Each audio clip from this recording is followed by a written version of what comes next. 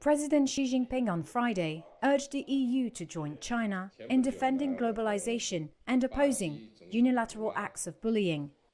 That was a clear swipe at renewed US tariffs under President Donald Trump.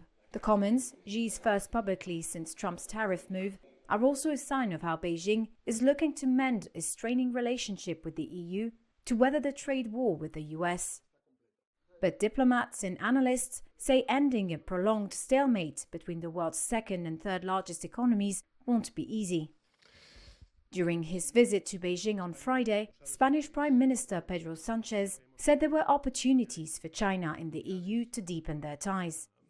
Profundizar esa relación bilateral entre España y China y entre China y la Unión Europea. But he said it would be important for China to be sensitive to European demands for a more balanced relationship. The EU and other major trading partners argue that Chinese overinvestment in manufacturing is flooding the world with goods. Beijing accuses the EU of being protectionist. European diplomats, having seen years of discussions that resulted in no progress, are not holding high hopes for a reset.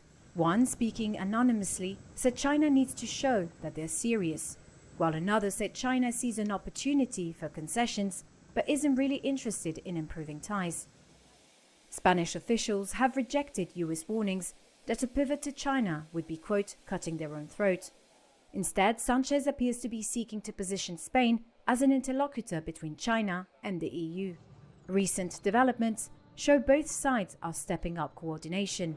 The EU and China have revived minimum pricing negotiations on Chinese-made electric vehicles, a solution to the bloc's tariffs imposed last year that Beijing has long advocated. All this comes as Trump backtracked on Wednesday on the hefty duties he had just imposed on dozens of countries, while immediately hiking tariffs on China to 145% from 104%.